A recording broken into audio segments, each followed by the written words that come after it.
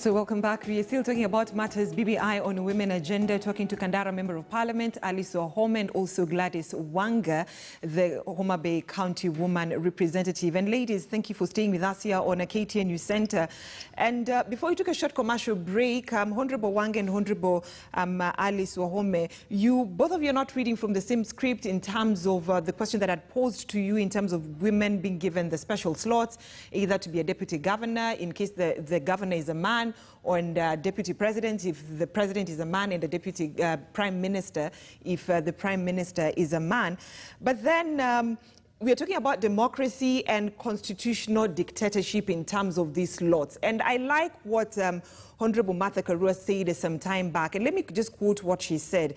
To the women of Kenya, beware that BBI seeks to institutionalize the position of deputy governor as the highest women can go in this country. There is no provision that the running mate to the president be of the opposite gender, or that the president and the prime minister be of the opposite gender. That is a quote of Martha Karua when she has been talking about matters women in this country and BBI. I'd just like to give Honorable Gladys Wanga the chance to go first.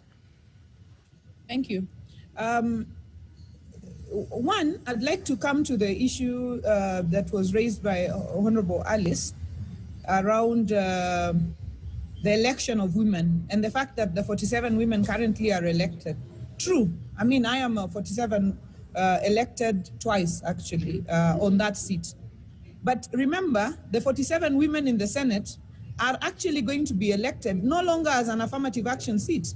It is going to be a straight election. It is not going to be affirmative anymore. That's progress in my view. Secondly, the multiple member seats, those are elective positions. They are not nomination.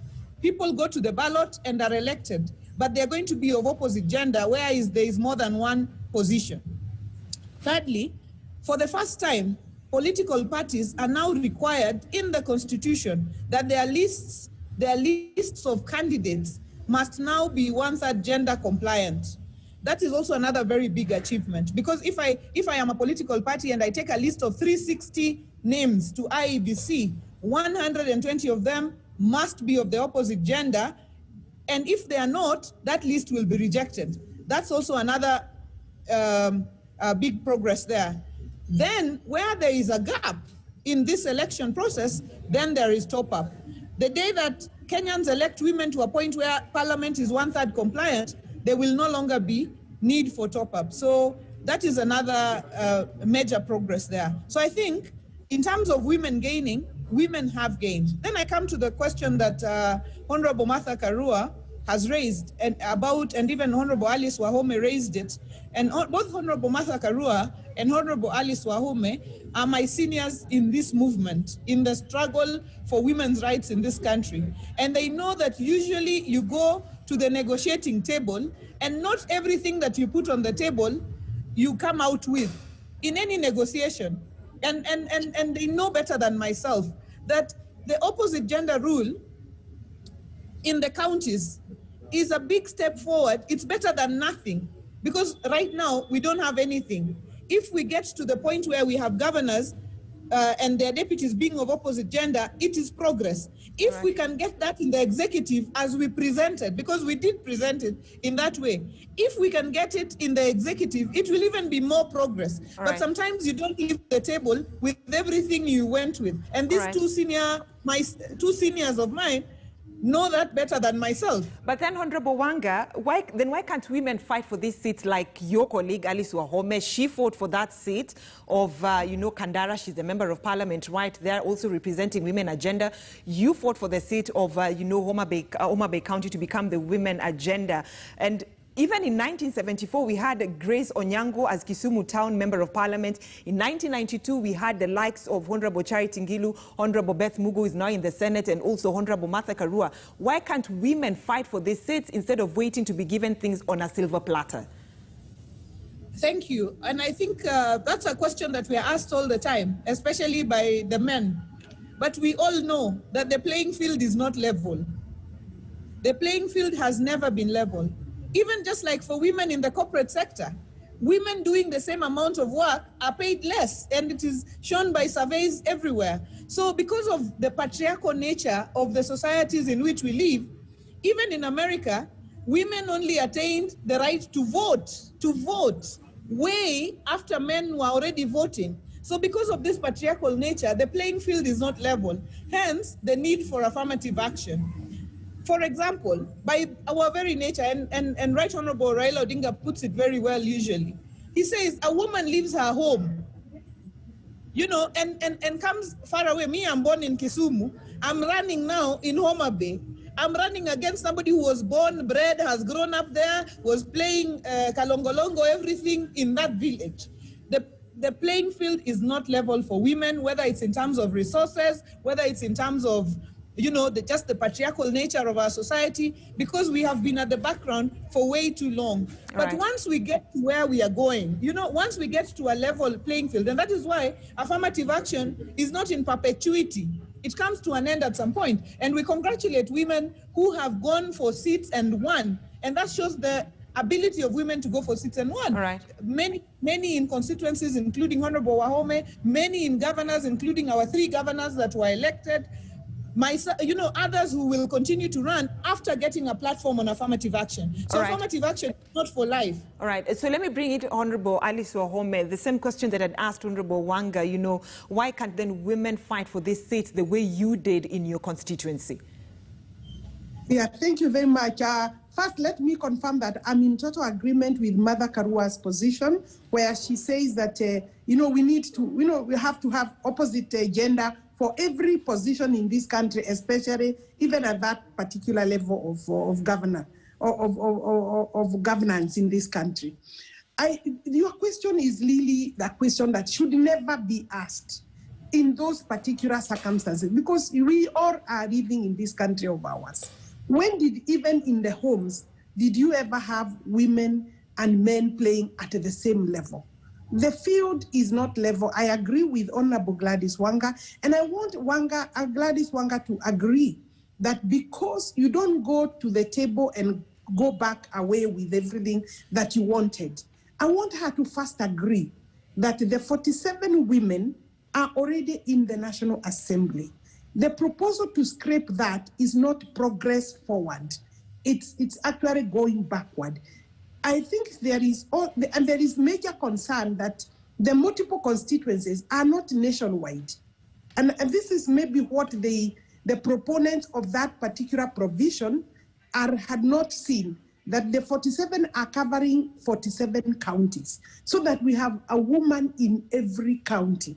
And it's not easy to have a woman elected in every part of this country. The 47 brought us to a new level of having women leaders doing very well, actually. And I think, like Honorable Gladys Wanga agrees with me that the 47 women, although people think they haven't done well, in terms of why we got those seats, they have achieved. One, they have come to the national, they have brought the cause of women to the national platform.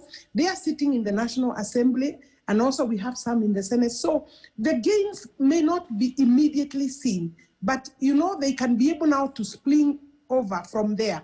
You know, the special seats are a platform or a springboard upon which they can now start having a platform that is equal. All right, so Honorable Wahome, it looks like... We have culture, we have culture, we have lack of money for women, we have intimidation, we have violence, we have family baggage. All right. But the family chores are more onto the women, and you know, even to make those decisions, women have to consult maybe your family, consult your husbands. Well, when it is the other way around, men are mainly the decision makers. So they'll make a decision and go on and run. So I think that we should never ask this question. We know even in education, there are communities, are marriages, there are, you know, FGM, all these areas that affect women progress have been part and parcel, and patriarchy have been part and parcel that have not seen women achieve as much. You see, even today, there are communities that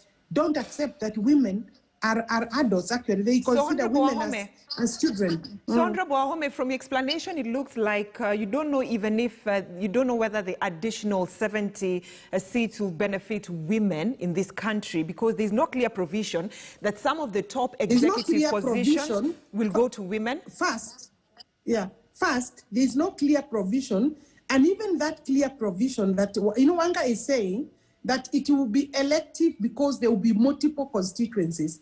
If you look at the distribution of the multiple constituencies, they are not nationwide because they are covering areas with densely populated constituencies. You know what I mean? So the sparsely populated constituencies may not have women.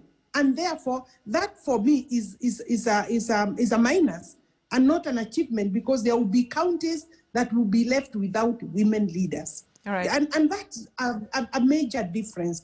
And therefore, I would want to persuade, because the 47 is working, I would want us to persuade the proponents of those provisions that we leave the 47 as they are. Because also you can imagine the 47 women, as we are talking about, are women who are in the constituents, in the counties, and they have been preparing to run in 2022. So come this provision, they are scrapped, and you have now to start looking for where to run. I mean, automatically, either they will start now going to the Senate, and I agree, maybe if we were to achieve what is proposed in the Senate, it would be a better arrangement. That I agree, and I would go with. But that does not then mean we remove the 47. All right. I would urge that if we are going as women forward, and I know this is the voice of the women, I want to bring Wanga to come on board, that we leave the 47 as they are, and then we get multiple constituencies that then will possibly heal the two-third gender gap. So let me bring in...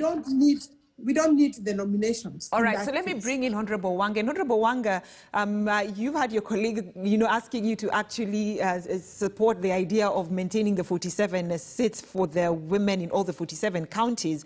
But there's been an argument that women who tend to support this document are supporting it based on their party leadership, the political party leaders whipping them to support this document. And so how true is that? And secondly, how are you going also to convince the likes of Honorable Alice Wahome to support the idea of the proposals of the BBI when it comes to the women agenda? Yeah, I think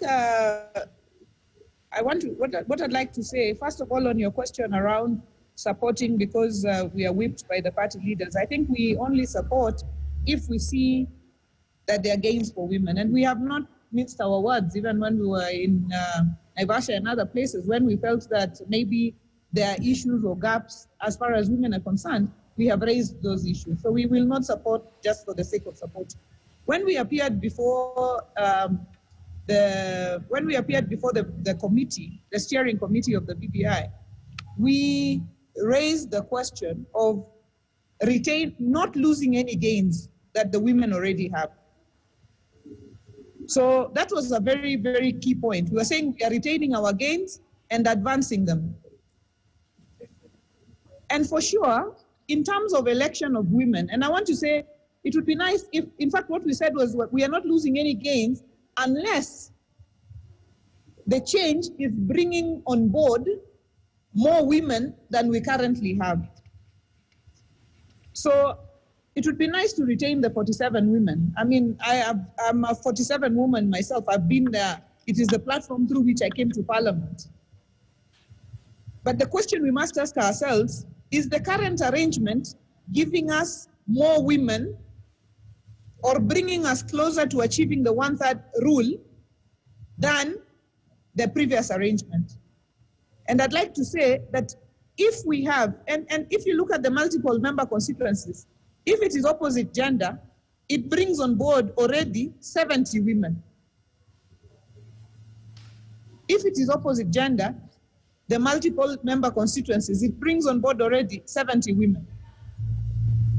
Then there are women who are, elected in the constituencies already and so on. And then we have the issue of topping up. But remember, on the issue of regional balance, and as Honorable Alice has said, there is already going to be a woman elected in every county. That is not going to go away. So I think the discussion we are having is the Senate or the National Assembly. So I think that's the conversation we can continue to have. But there's still going to be a woman elected in all our 47 counties. So there's going to be no scenario where there is no woman elected in any county.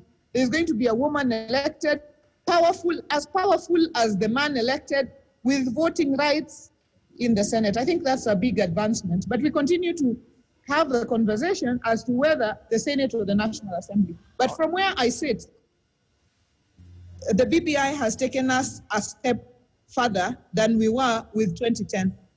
All right. Thank you so much, Honorable Gladys Wanga. I think I need to release Honorable Gladys Wanga because you need to attend to your mandate as the woman representative for Homa Bay County. So thank you so much, Honorable Wanga, for talking to us here on a KTN News Center. But let me continue having this discussion with Honorable Alice Wahome, the Kandara Member of Parliament. And Honorable Wahome, in your closing remarks, so you are not supporting this document, especially in terms of the women agenda. What is the way forward? Because I know this document, at the end of the day, it will come back to Parliament either to make some changes or on some changes have to be made, some will not be made. So when this document is brought on the floor of the House, how will you defend, the rights of women in terms of leadership to ensure that even if when the document is taken for referendum in terms of Kenyans to vote for it, the women agenda will be achieved? I would be personally supporting a situation where we retain the 47 women. Let me be very clear on that. And then any additional seats can then come from the multiple seats. And it is not automatic that the multiple seats, I think the provisions are not very clear. They must be clear that it must be written. And we lose things because of lack of clarity in the legal jargon. The constitution provisions must be very clear that the additional seat, the multiple seats will be and would be for women. Then when I look at my colleague Gladys Wanga, at least I'm happy that she's agreeing. We can have the 47 in the Senate, then.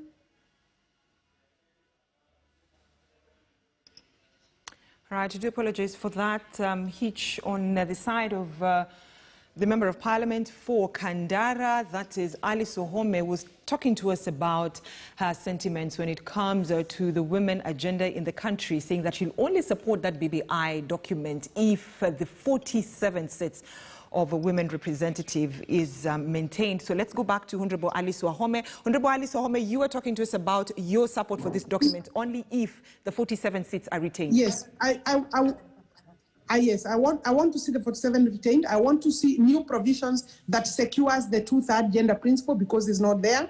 And that can be achieved now because you see, at the National Assembly, at the Senate, we lost twice, last term and this term. Then going forward, it then means that we have to open up the discussions. We have to try and build.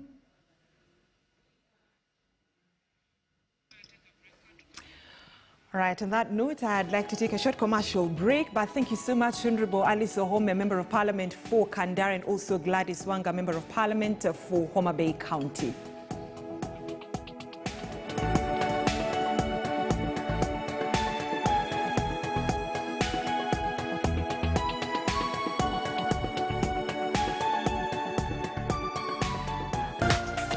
This is KTN News.